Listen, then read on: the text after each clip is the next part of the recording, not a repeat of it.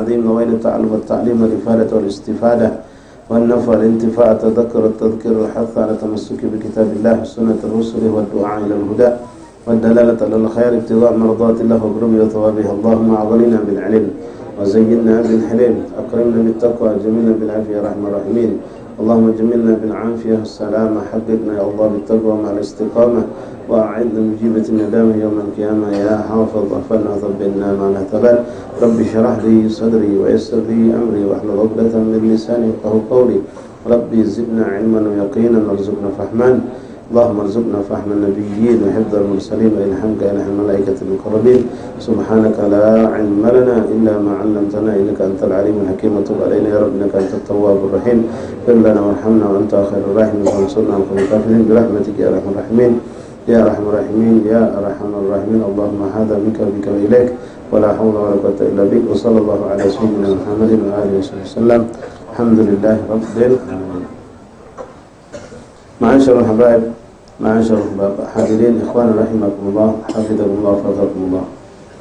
Assalamualaikum warahmatullahi wabarakatuh.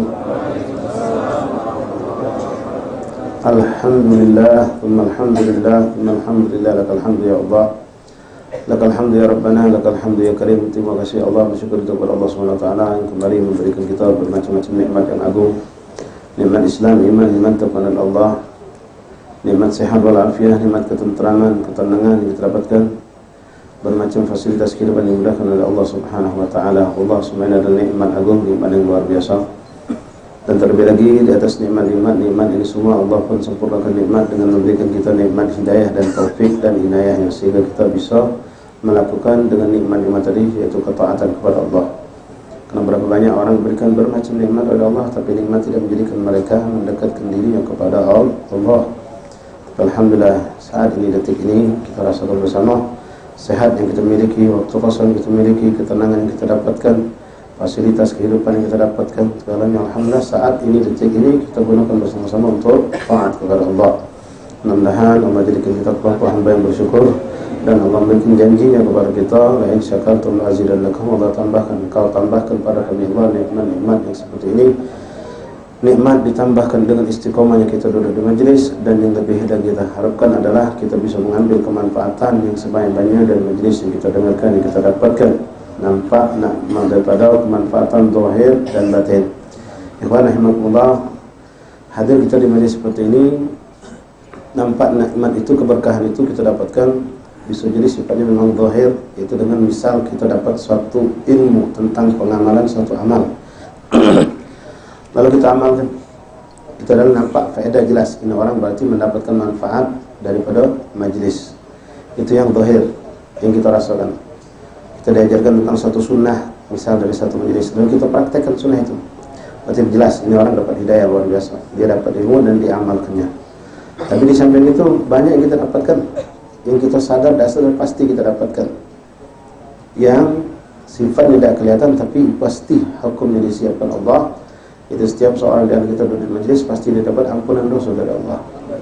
Karena Allah menjanjikan itu, Rasul menjanjikan itu. Dari langsung pemberian Allah dapat, belum lagi dari istighfar dari para malaikat Allah, belum lagi istighfar dari hewan-hewan yang Allah jadikan semua mereka beristighfar untuk orang yang menuntut ilmu. Belum lagi pahala yang kita dapatkan yang begitu besar, mungkin sering kita dengarkan. Ini tidak kita rasakan, tidak bisa kita lihat, tapi pasti hukumnya, karena Rasul tidak pernah bohong dengan apa yang dia sampaikan. Shadiqul masduq. Sekali duduk di majlis seperti ini, Rasul mengatakan pahalanya lebih besar daripada kita duduk, kita menghadiri 1000 jenazah, menghadiri 1000 sholat jenazah. Lebih afdal daripada kita mengunjungi 1000 orang yang sakit, bahkan lebih afdal daripada kita sholat 1000 rakaat. Ya, pahalanya. Kalau banyak orang bertanya, apa pajak macam itu, orang kehebatnya? Iya, ente tidak bakal tahu fadilah apapun dari syariat kecuali ente lewat taklim. Ente tidak bakalan bisa untuk wuduk benar kecuali lewat taklim. Ente tidak bisa sholat benar kecuali lewat taklim.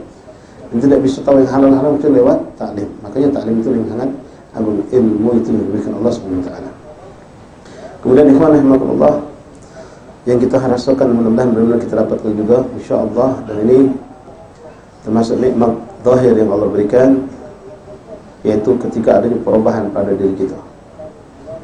Dari yang tadinya hati kita penuh dengan kotoran, selalu hasud, dengki, iri, ada kibir, ada riya, ada ujub. Subhanallah. Kita sadari tidak sadari itu dihilangkan oleh Allah pelan-pelan. Wallah, itu salah satu fadilah hadir di majelis. Apalagi kalau majelis itu di seperti ini, musola, masjid, yang mana di situ memang selalu diberikan tempat ibadah, atau di rumah para aulia Allah.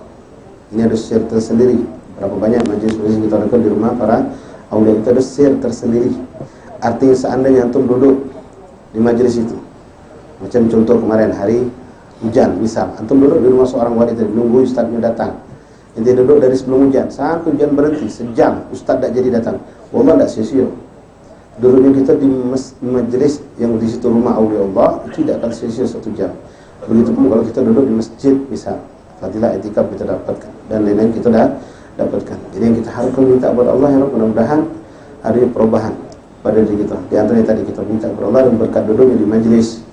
Ya, apalagi di majelis taklim, jelas. Majelis zikir pun sama, yaitu adanya perubahan pada hati kita, perubahan cara pandangan kita yang selama ini mungkin memandang segala sesuatu dengan urusan dunia. Alhamdulillah sudah jadi bisa ubah. Tidak lagi dunia jadi kadar, jadi standar, jadi ukuran buat kita, tapi nilai akhirat yang lebih kita perhatikan. Kemudian adanya perubahan yang lebih kita harapkan juga minta kepada Allah dengan berkat duduk di majelis-majelis seperti ini, ikhwan rahimahullah, yaitu adanya perubahan dari akhlak berikut kita.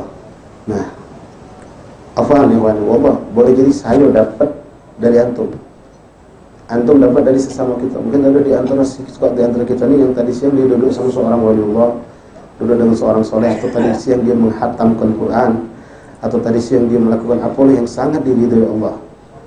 Dia duduk di tempat Allah terus memberikan pandangan untuk dia. Dia ketemu dengan kita salaman, kita ketemu dia berpandang, saling berpandangan. Nah, dari situ mungkin antum dapat, bukan lewat ustadznya, bukan lewat ilmunya, tapi lewat orang yang hadir bersama kita itu, yang memberikan kepada kita, kita. Jadi kita ini kalau boleh dikatakan seperti juga kita seperti ma'ul musta'mal. Ma'ul musta'mal itu kalau sedikit maka hukumnya musta'mal, dan bisa dipakai untuk taharah lagi, walaupun dia masih suci tapi tidak mensucikan. Tapi ketika ma'ul musta'mal ini dimasukkan ke lautan, maka dia akan kembali menjadi suci, mensucikan. Dia naik derajatnya, terangkat derajatnya. Atau boleh sama-sama kita ni, sama-sama seluruh kita, misalnya insyaAllah, minta maaf, ini segera contoh. Jelas ini banyak orang yang dibersihkan Allah, disucikan Allah, insyaAllah. Kita sama-sama musta'mal galau, artinya kita ni tak keluar dari dosa, ada dosa galau, tapi kita bergabung jadi satu. Nah, hukum musta'mal apa? Kalau sudah bergabung mencapai lebih dari 2 kula, seembeng, ada 100 embeng, dikumpulkan jadi sikap, maka air itu menjadi kembali suci, mensucikan. Nah, ini juga kita harapkan insyaallah ta'ala. Kita jadikan Allah ada perubahan pada kita, sehingga bukan kita minta disaksikan orang, tapi memang penyaksian manusia itu suatu yang menguntungkan ketika kita wafat nanti di yaumul qiyamah. Jadi saksi, ya. Kita pengen insyaallah ya Rabb, berharap sekian lama kamu duduk di majelis, sejak kamu duduk sebulan, 2 bulan, 3 bulan, 5 bulan, bak kita, mak kita, atau yang sudah berkeluarga, istri kita, keluarga kita, tetangga kita menyaksikan, masya Allah, anak aku alhamdulillah. Semenjak dia duduk rajin ke majelis, banyak perubahan. Dulu kasar, sekarang tidak lagi kasar. Dulu suka ngomong yang tidak keruan, sekarang tidak lagi. Dulu dia tidak pernah pamitan kalau dia, sekarang pamitan dari rumah. Wallahi, ini kita harapkan, dan ini yang diharapkan oleh Rasulullah. Ini yang diharapkan oleh Rasulullah, itu yang dibawa oleh Rasulullah, akhlak, syariat. Dulu kita semayang tidak perhatian, sekarang jadi perhatian. Ini yang diharapkan. Nah, inilah yang kita pengen menilai. Yang jelas Allah selalu menilai, Raqib Atid selalu mencatat. Tapi penyaksian manusia, dan bukan kita na'udzubillah min dzalik menunjukkan jauh kita ini minta dinilai manusia, tidak. Tapi penyaksian manusia itu akan menguntungkan kita di yaumil qiyamah. Makanya kita kalau ada jenazah diteriakkan isyhadu annahu min ahlin. Penyaksian ini akan memberikan manfaat untuk kita. Jelas, ini yang kita harapkan insyaallah taala. Jadi dari sekian banyak yang kita dapat dari majelis ilmu, pasti itu yang kita ingin dapatkan, ya. Tapi yang kita ingin dapatkan juga yang seperti tadi, yang bukan ilmu, tapi yang kita rasakan oleh ruh kita, hati kita, pikiran kita, jasa kita menjadi orang yang lebih baik di mata Allah. Dan kalau orang sudah baik di mata Allah, insyaallah dia baik di mata manusia. Kalau sebaliknya belum tentu. Mudah-mudahan berkat apa yang kita baca dari munajat, qasidah, salawat, dan hadis-hadis Rasulullah, Allah berikan semua yang Allah pernah berikan kepada orang-orang soleh sebelum kita, ketika mereka menghadiri majelis mereka bersama guru mereka. Amin Allahumma amin. Ahbabuna rahimakumullah, mari kita lanjutkan membaca kitab Al-Adhkar dari Imam Nawawi rahimahullah taala. Kemarin kita sudah sampai kepada bab yang menjelaskan tentang anjuran dari baginda Rasulullah SAW untuk kita, kalau kita menunjuk nasihat, menunjuk pidato, menunjuk ceramah, dan ini termasuk juga menunjuk nasihat kita semua anak kita sama kawan kita, jangan terlalu panjang. Jangan terlalu panjang, karena panjang itu akan membuat jenuh, bosan, malal. Yang kita khawatirkan justru yang fokus harusnya mereka tidak fokus lagi dengar apa yang kita sampaikan tadi. Nah, kita boleh buka cerita kalau Rasulullah pernah ceramah panjang, iya. Tapi Rasulullah dengan keadaan sahabat yang mendengar itu sahabat, ya, dengan kondisi yang seperti itu. Memang kita pun kadang-kadang mendapatkan, walaupun ini sifatnya umum ya, hadis ini umum, untuk kita kebanyakan secara umum. Tapi memang ada orang-orang yang Allah berikan kelebihan, ya.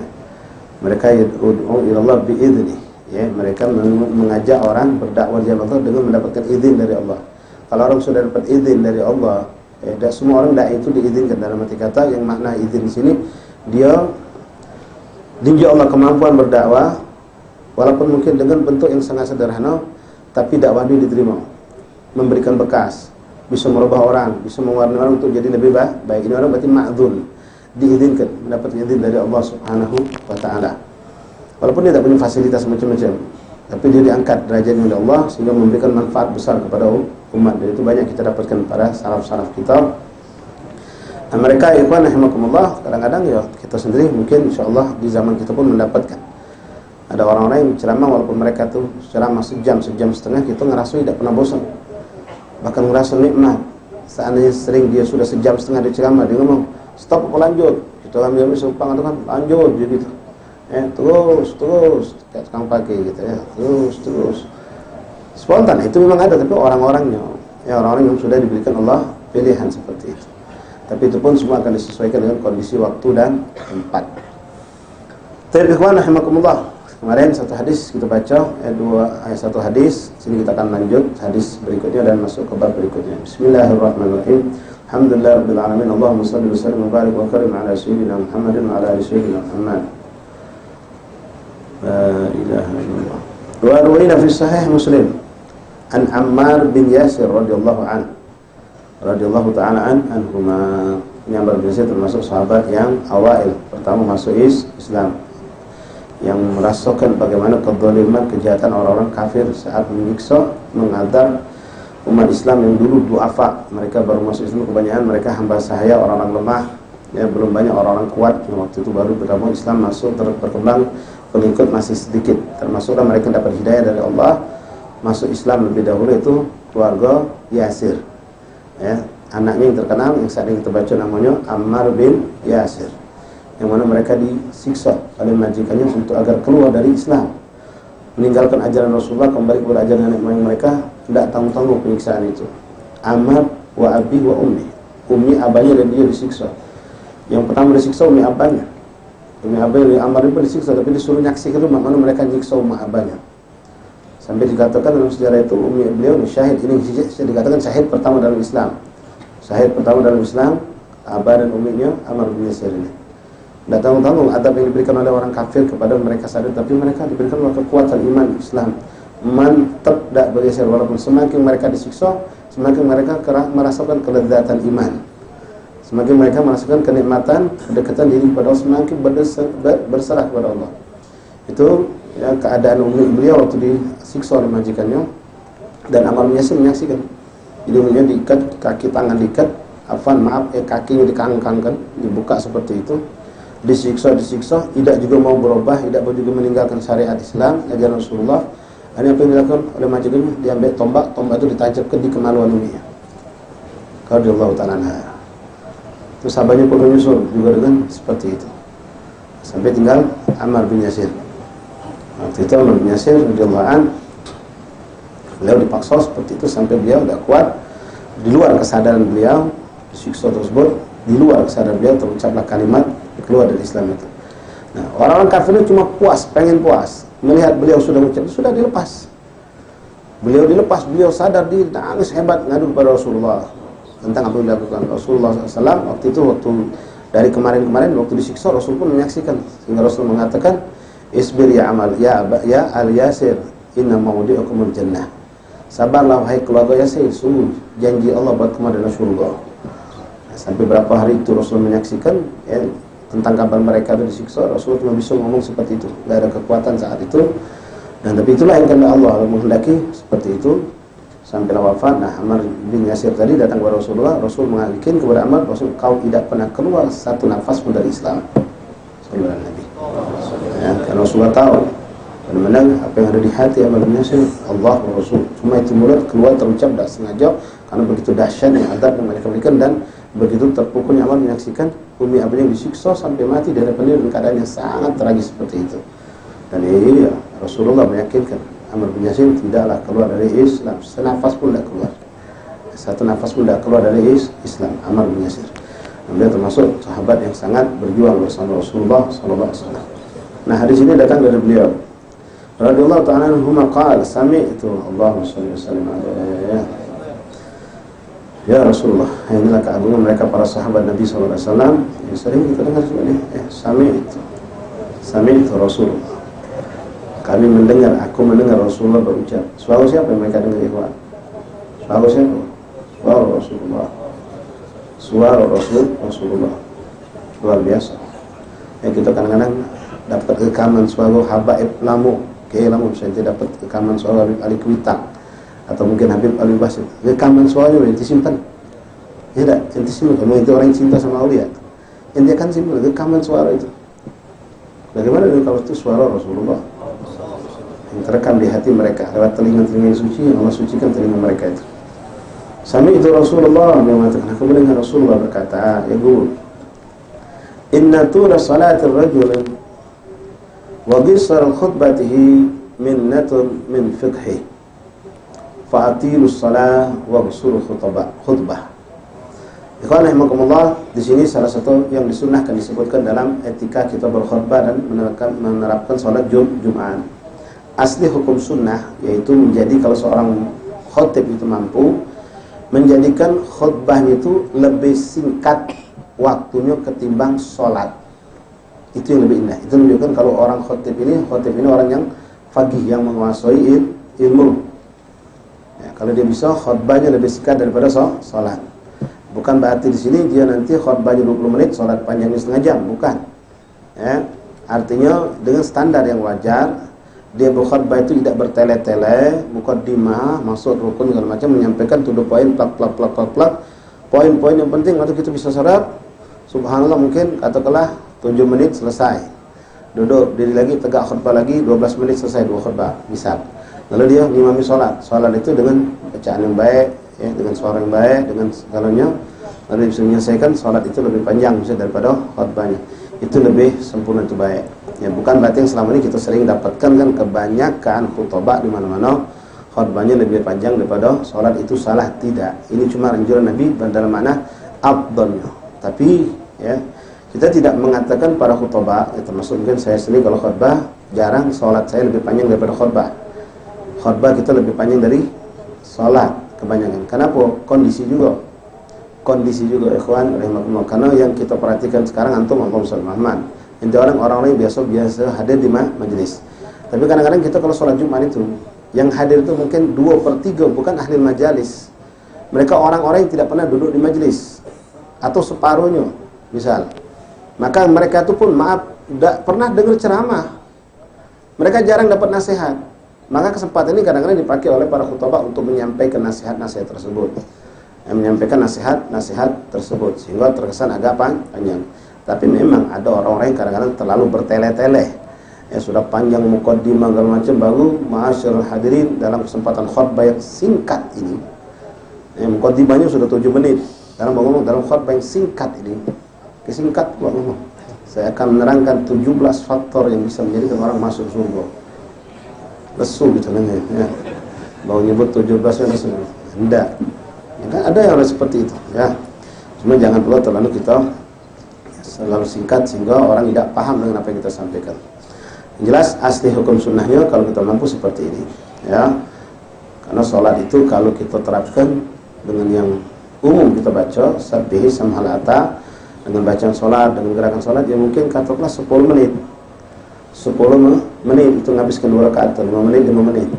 Nah, berarti kita kalau menerapkan apa yang dikatakan Rasulullah di sini, berarti khutbah kita kurang dari 10 menit. nikmat sebenarnya kalau dapat khotib yang macam itu ya.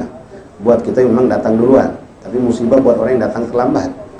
Yang biasa nyantai balik datang ke masjid juga sudah assalamualaikum warahmatullahi. Dia datang lambat. Tapi perlu ya kita sebagai, kalau insya Allah ada di antara ikhwan yang menjadi seorang ustaz atau yang khutbah, kita pun harus melihat kondisi. Khutbah itu lihat kondisi itu. Seperti kalau itu khutbah di masjid di airport misal, situ kita paham di situ banyak orang lain yang butuh waktu cepat untuk berangkat jemput keluarga bla bla bla bla. Mungkin kita tidak terlalu memanjangkan khutbah. Ambil poin-poin yang penting sampaikan.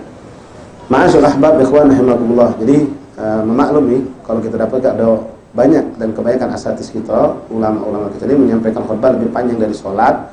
Itu karena tadi hajat kebutuhan umat yang sebagian mereka tadi tidak pernah mendengar nasihat. Tak duduk di majelis. Apa kata balik kantor pulang pergi pagi balik kantor duduk di rumah. Mereka tak bahkan maaf ada juga mereka tidak betah di majelis. Jadi lewat khutbah Jumat ini mau tak mau mereka duduk. Itu pun ada yang dengar, ada yang acu tak acu. Ya, ada yang dengar, ada yang acu tak acu. Ma'asyiral ahbab rahimakumullah fadhakumullah. Selanjutnya masuk kita pada bab wa Nabi Syihab Zuhri idza tala majlis kana syaitan fihi nasib. Dalam riwayat disebutkan di sini, hadis yang terakhir disebutkan dalam bab ini, rawina an Ibn Syihab Az-Zuhri rahimahullah taala qala idza tala al-majlis kana lisyaitan fihi nasib. Kalau majlis itu ceramah itu terlalu dipanjangkan, terlalu panjang, maka itu ada bagian syaitan punya bagian. Artinya punya bagian atau punya kesempatan untuk membuat kita ini jadi rusak di majelis. Mulai datang ngantuk, ditiup syaitan. Ngantuk datang, bosan lesu nantang, mulai nyengok jam, mulai bikin kita kacau. Kalau sudah kepanjangan, kelamaan.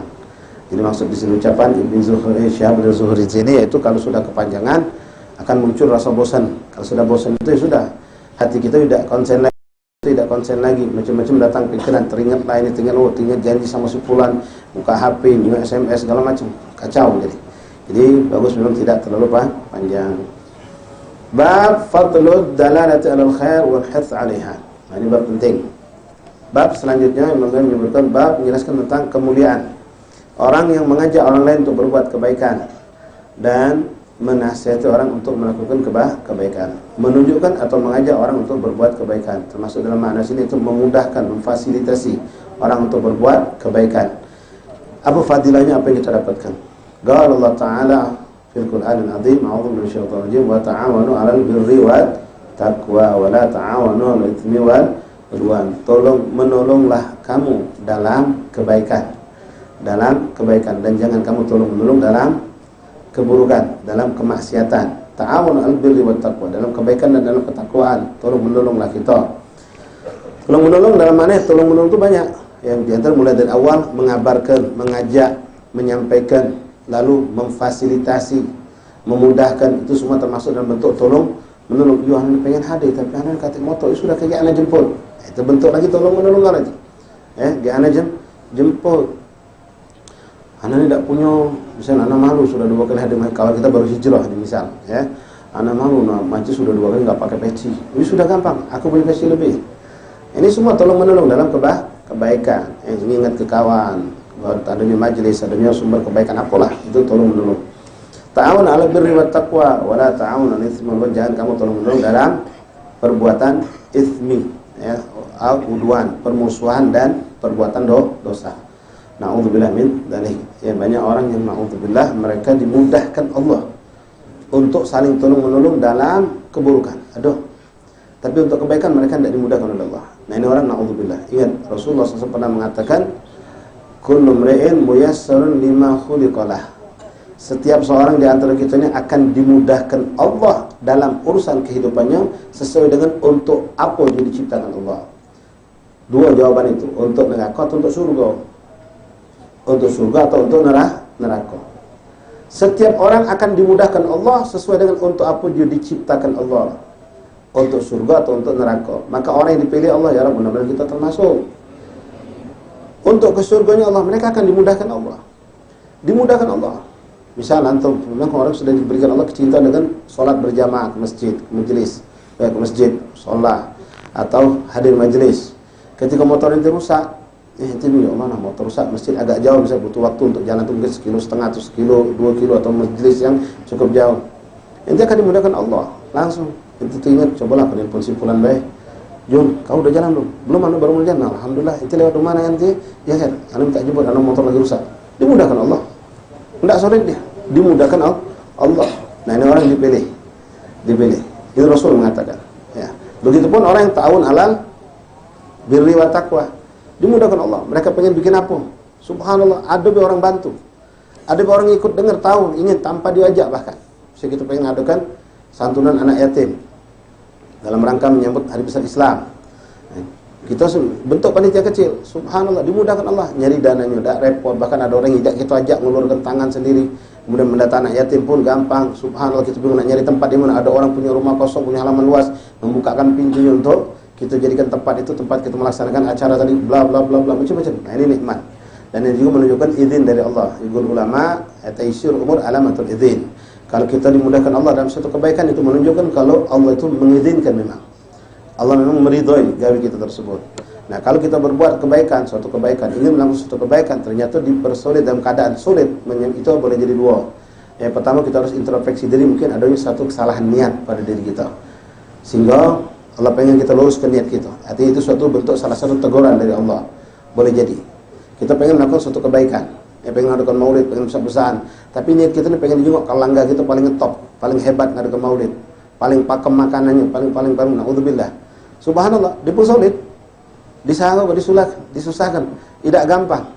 Nah itu mungkin bentuk seperti itu, bentuk teguran dari Allah, bentuk teguran dari Allah. Tapi kalau seandainya tidak, kita benar-benar lillahi ta'ala, kita pengen semuanya bersih, tapi ternyata dapat suatu kesulitan atau bermacam-macam kesulitan, itu juga kita yakin bukan satu bentuk teguran, tapi cobaan dari Allah untuk kita lebih berkorban, lebih berusaha, lebih mengeluarkan keringat, yang dengan itulah kita akan lebih tinggi dapat nilai dari sisi Allah Subhanahu wa ta'ala. Sebagaimana Rasulullah SAW pernah mengatakan kepada Sayyidatuna Aisyah radhiyallahu ta'ala anha ketika berhaji, melihat Sayyidah Aisyah merasa kecapean, merasa letih, berat. Rasulullah menunjuk semangat sama Sayyidah Aisyah. Dia mengatakan, ya Aisyah, inna ajraka ala qadri nasibiki wa ta'abiki. Wahai Aisyah, sesungguhnya ganjaran pahala yang kau bakal dapatkan tergantung capek dan letih dan susahnya kau dalam melakukan ibadah ini. Nah, jadi itu ya masyhad, tergantung keadaan-keadaan tertentu. Jadi boleh jadi dua tadi, kalau kita mendapatkan kemudahan, memang itu insyaallah bentuk Allah ridha, Allah memudahkan, Allah cinta, dimudahkan urusan kita. Tapi kalau kita memang sudah benar, apalagi kita ini menjalankan arahan guru kita, orang tua kita, tentu dapat kesulitan, yakin ini suatu cobaan. Ini suatu cobaan. Nah, niat sudah benar, melakukan arahan sesuai dengan arahan, apalagi itu anjuran Rasulullah, sunnah Rasulullah, sulit kita melakukan, itu cobaan dari Allah. Apakah kita akan terus maju berjuang atau mundur? Maka di sini kita pakai kaidah yang Allah sebutkan dalam Al-Qur'an, innamal usri yusran wa innamal usri yusran. Dua kali Allah menyebutkan, sesungguhnya setelah kesulitan akan muncul kemudahan. Diulangi oleh Allah ayat itu, sesudah kesulitan akan muncul kemudahan. Kita yakin maju terus. Kita sambung, kita saling sabar, jangan ada yang mundur. Terus kita maju ke depan. Terus kita saling berperkuat terus. Tapi kalau memang kita naudzubillah ada niat-niat yang salah atau sumber-sumber yang kita dapatkan rezeki dari duit-duit yang syubhat atau haram, bakal kita tunjukkan kepada anak yatim atau untuk pembangunan acara maulid segala macam, Allah tidak ridho. Kadang-kadang ditegur dengan bentuk itu tadi kesulitan, tertutup kalau pintu-pintu. Memang Allah tidak ngendaki yang buruk. Innallaha thayyibun la yakunu illa thayyibah. Nah, ta'awun 'ala birri wa taqwa wa la ta'awun 'ala itsmi wal udwan. Jangan kamu tolong-menolong dalam bermusuhan dan dalam berbuat dosa. Banyak bentuknya orang seperti itu. Nah, ini sebaliknya. Kalau tadi kullu mri'in muyassar lima khuliqalah, setiap orang akan dimudahkan Allah tergantung dengan untuk apa diciptakan. Ada orang yang sebaliknya, naudzubillah min dzalik, untuk gawe baik, untuk diajak menuju ke akhirat berat, susah, bermacam-macam halangan ada dia. Subhanallah. Tapi untuk kerjaan yang melalaikan bahkan maksiat, ado be jalannya dia. Ado be jalan. Subhanallah. Ado. Nah ini naudzubillah min dzalik. Kalau antum dapat ada orang yang seperti itu, cepat-cepat selamatkan dia. Pertama dengan doa, cepat. Saat itu yang paling cepat yang bisa lakukan untuk nolong itu doa. Detik itu kita orang bermaksiat, orang lalai, kita cepat dengan kata berdoa. Lalu kita berusaha untuk mencari jalan bagaimana menarik dia pelan-pelan untuk dia selamat dari keadaan tersebut. Ini orang terus kesian, berarti dia matrud an babillah, tertolak dari pintunya Allah. Orang yang tidak diperhatikan oleh Allah, tidak dilihat, karena dia naudzubillah sudah tidak dikehendaki kebaikan datang dari dia. Mungkin terlalu banyak keburukan yang ada pada dirinya. Naudzubillah. Tapi mudah-mudahan kita bisa jadi orang yang bisa menjadikan dia dapat hidayah dari sisi Allah Subhanahu wa taala. Wa rawiya fi sahih Muslim an Abi Hurairah radhiyallahu anna Rasulullah sallallahu alaihi wasallam man da'a ila al-huda kana lahu min al-ajr mithlu ujuri man tabi'ahu. Ini malam Sabtu tadi kita bahas ya di majlis satu fiqh kebetulan sama maudu'nya. Rasul mengatakan siapa yang mengajak orang manda'a ilal huda, mengajak orang untuk suatu petunjuk, jalan yang baik, suatu amal yang baik, diridhai Allah dan Rasulnya, maka kana lahu min ajri misl ujuri man tabi'ahu, maka dia akan mendapatkan pahala sebanyak orang-orang yang melakukan perbuatan baik tersebut yang ikut anjuran dia tadi. Dia mengajarkan orang untuk berbuat suatu kebaikan, lalu orang yang dianjurkannya mengikuti, alhamdulillah dengan izin Allah, maka orang itu dapat pahala 10 yang melakukan tadi anjuran dia pun dapat diberi Allah 10 pahala tanpa mengurangi daripada pahala orang yang beramal tadi. Itu terlepas kalau dia tidak mengerjakan. Kalau dia mengerjakan, tentu dia akan mendapatkan lebih besar lagi. Ya, dia akan mendapatkan lebih besar lagi. Ma'asyal ahbab rahimakumullah, itu satu dalam kebaikan. Namun dalam keburukan jangan lupa sama.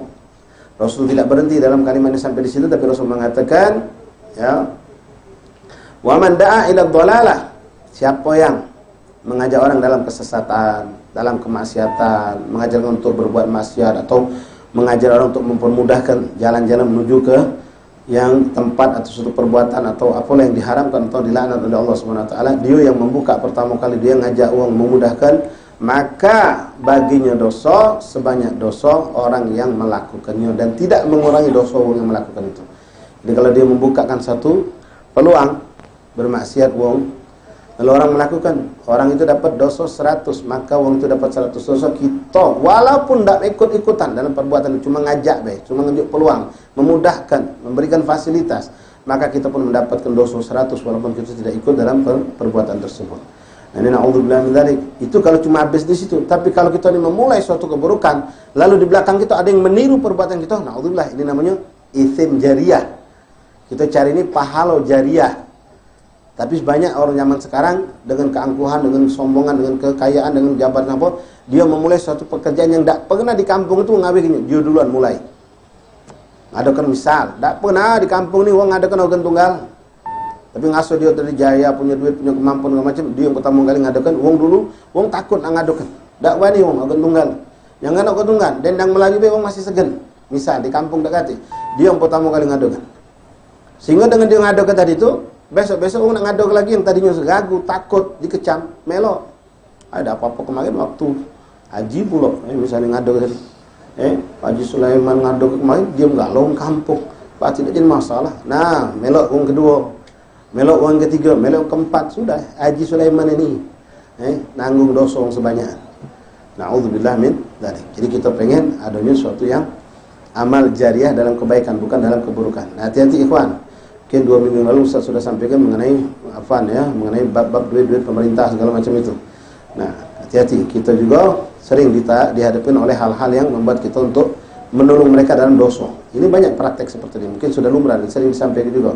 Modal uang-uang yang belanja sama kita minta roban nilai belanjoan. Ya, dia tadi dari instansi apa, kantornya atau dinas apa, suruh belanja, beli apa sama kita. Jumlah belanjaan katakanlah 2.750.000. Dia ngomong pakai kita, tolong Pak, nota tu jadi ke 37,5.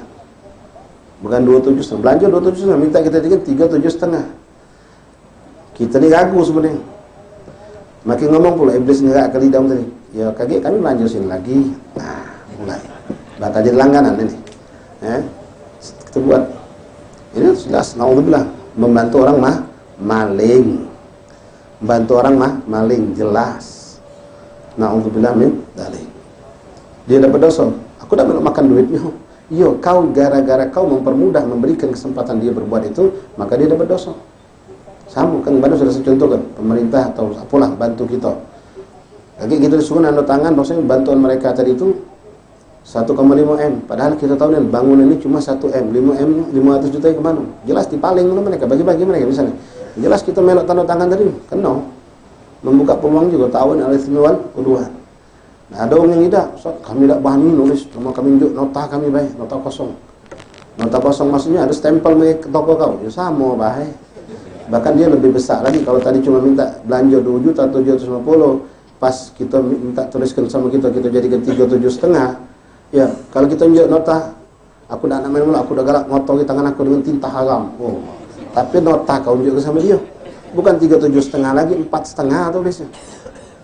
Ustaz, anak tu pernah nota kosongnya Ustaz, tak pakai stempel toko Ustaz. Sama baik kalau itu dipakainya, kena dosa juga kau. Kalau tak dipakainya selamat.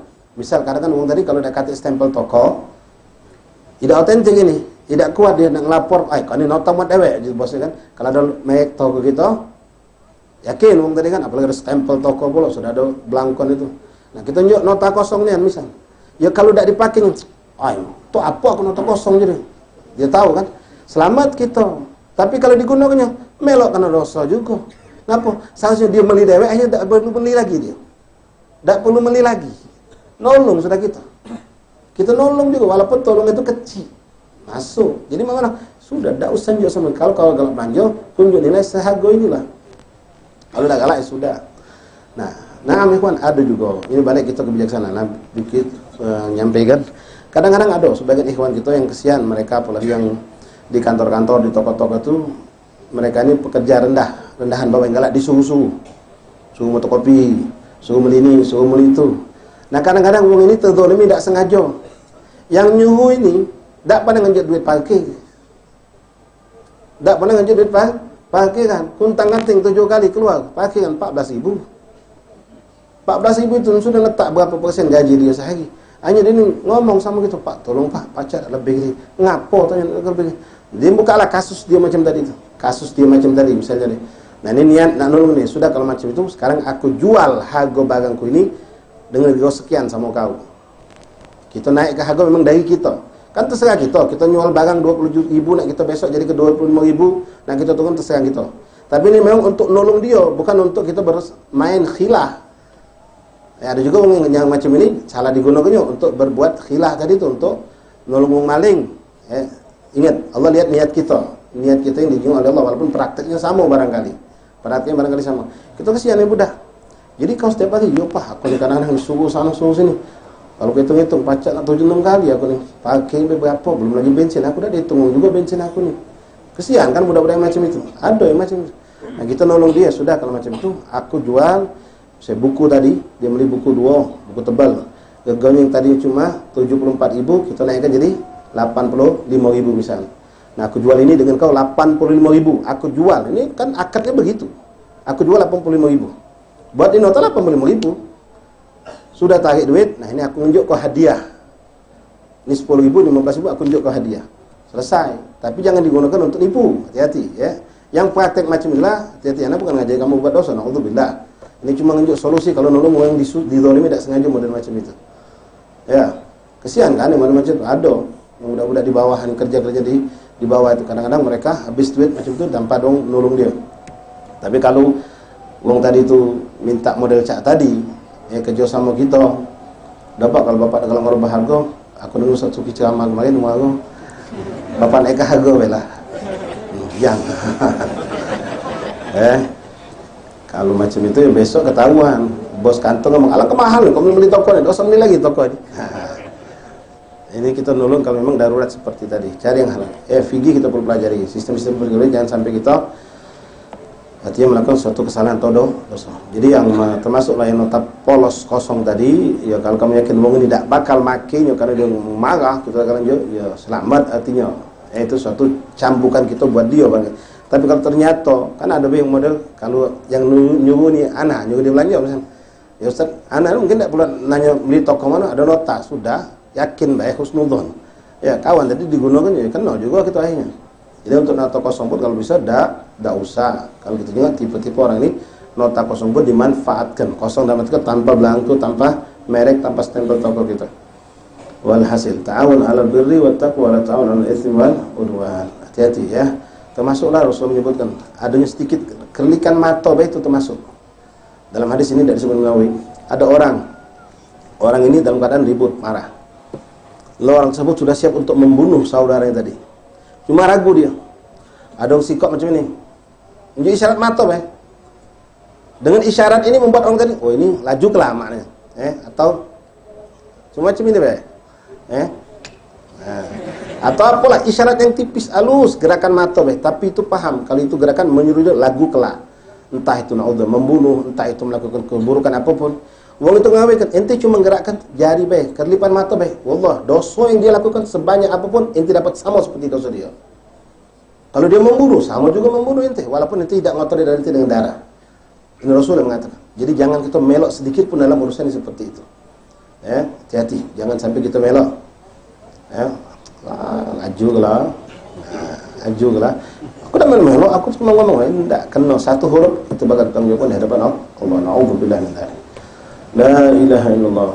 Wa rawina fi sahih Muslim aidan an Abi Mas'ud Al-Ansari radhiyallahu anhu al-Badri radhiyallahu anhu qala Rasulullah sallallahu alaihi wasallam man dalla ala khair falahu misl ajr fa'ali. Siapa yang mengajak orang untuk berbuat satu kebaikan, maka baginya pahala sebanyak orang yang melakukan kebaikan tersebut. Nah, inilah nikmat kalau salah satu bentuk kenikmatan dan juga orang yang punya kedudukan. Mulai dari tingkat RT, RW, camat, lurah, camat segala macam. Itu dia punya kunci di tangan dia. Gawe satu pekerjaan, suatu acara, suatu kegiatan di kampung itu tergantung tanda tangan dia. Kalau tanda tangan dia mentu, jadi gawe baik je baik, gawe buruk jadi buruk. Nah, tinggal dia gawe ke mana itu. Macam pisau, guna ke mana pisau ni? Nak letak untuk suatu yang kebaikan bermanfaat. Kalau digunakan untuk kejahatan, nanggung dia. Datang Pak Iti, kami nak ngadukan organ tunggal malam tahun baru ni.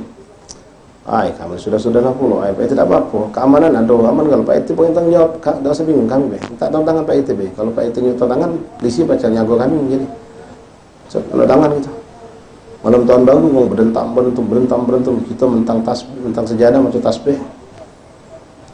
1000 orang berjoget, 1000 orang mabuk, 1000 orang jual narkoba, segala macam apapun dosa yang terjadi di situ, Pak Iti dapat. Mungkin dia mau tasbih. Dapat pasti dia. Karena dia menunjuk tanda tangan tadi. Kalau kata dia tak jalan itu gawe.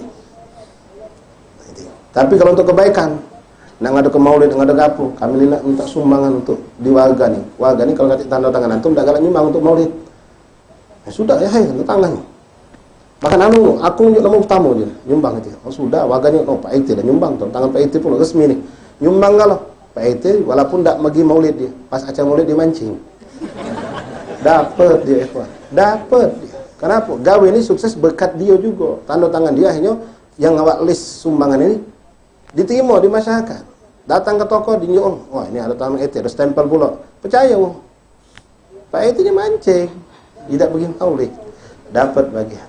Ya, itu sekedar gambaran yang paling minim yang kita bisa dapatkan. La ilaha illallah Muhammadur Rasulullah sallallahu alaihi wasallam. Fi sahih Bukhari Muslim an Sahal an Sa'id bin Zaid radhiyallahu anhu anna Rasulullah sallallahu alaihi wasallam qala li Ali bin Abi Thalib karramallahu wajhahu wallahi la an yahdiyana Allah bika rajulan wahidan khairun laka min humril 'am. Baik, adzan dulu. Ini ada 2 hadis pendek, nanti setelah adzan kita selesaikan dengan singkat insyaallah. Udah adzan ikhwan yang nak berwudu silakan.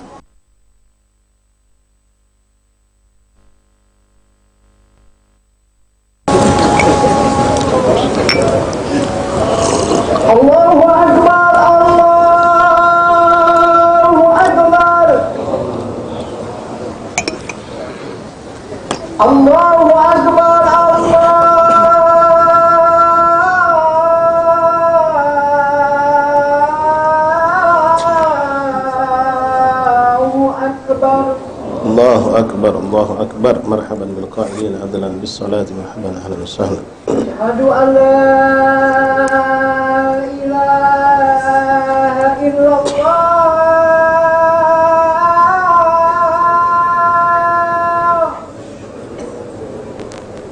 Asyhadu an la ilaha illallah. Asyhadu an la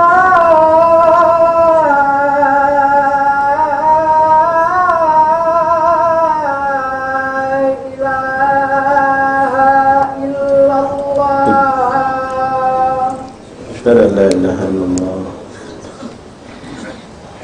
أشهد أن محمد رسول الله.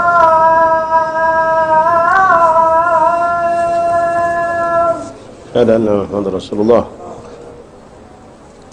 أشهد أن محمد رسول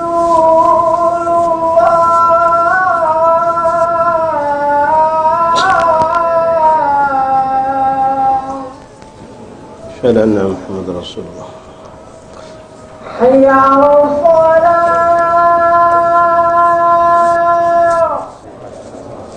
Hayya 'alas shalah. Hayya 'alas shalah.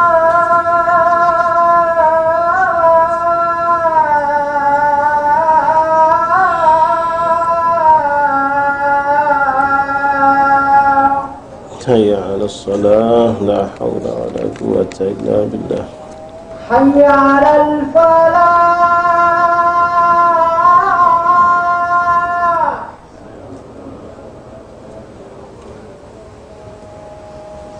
Hayya 'alal falah.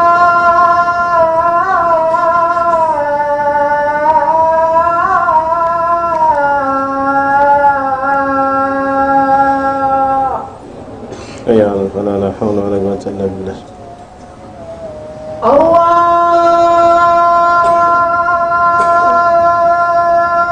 Akbar, Allahu Akbar. Allahu akbar, Allahu akbar. La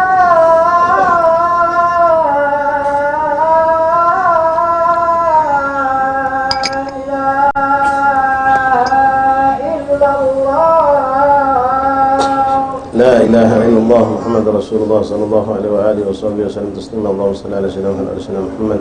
Allahumma rabb hadhihi ad-da'wati at-tammah was-salati al-qa'imah ati sayyidina Muhammad sallallahu alaihi wa sallam wa sallim al-fadila wa sharaf darajat al-'aliyah rafiyah wa ba'athu maqam mahmud alladhi wa'atahu ya arhamar rahimin rabbi fil walidayya rabbi fil walidayya rabbi fil walidayya rabbi fil walidayya rabbi fil walidayya warhamhum kama rabbayani saghira. Allahumma salli ala al-'afwa wal-'afiyah wal 'afata ad-da'imah fid din wal akhirah. Sallallahu alaihi wa sallam. Alhamdulillah. Baik, ikhwan. Jadi kalau kita ambil contoh mengajak orang berbuat kebaikan lalu diikuti oleh orang lain tidak pahala, itu sangat banyak, ada 1001 contoh ya. Cuma singkatnya mungkin kita berusaha mencarilah suatu amal yang kalau memang itu bentuknya jariah dalam kebaikan. Jangan sampai na'udzubillah kita mengajak orang, mengajarkan seorang untuk melakukan suatu dosa yang nanti jariah buat kita, na'udzubillah min dzalik. Kita lah masuk kubur, dosa masih ngalih. Ya, karena kita yang pertama ngajak orang atau membuka jalan atau memberitahu cara orang maling, macam kan. Ya, berapa banyak orang bintang maling listrik itu gagal ada gurunya pertama. Ya, guru tadi ngajar terus sana, cek itu ngajar ilmu dalam ilmu syariat yang baik. Na'udzubillah. Yang pertama dulu udah 70 tahun lalu meninggal. Ya, ngajar gimana cara maling listrik, cara maling banyu. Ya, subhanallah. Ada tahun lebih takwa tahun istimewa perbuatan ada. Ya, di Palembang ini ada satu kampung yang sekampung angin itu maki banyu haram. Jadi letak bawah tanah masuk kampung masing-masing. Jadi kalau ada petugas datang langsung saksi-saksi, ada yang nyepi petugas tadi langsung jadi sogokan tugas mentu. Yang mana ibadah orang kampung itu banyu boleh maling. Nah, ibadah mereka kata inilah isi Allah. Na'udzubillah min dzalik. Bismillahirrahmanirrahim ya. Hadis yang berikutnya yang angkat Imam Nawawi ya, tentang Imam Ali bin Abi Thalib karramallahu wajhahu radhiyallahu anhu dalam perang Khaybar.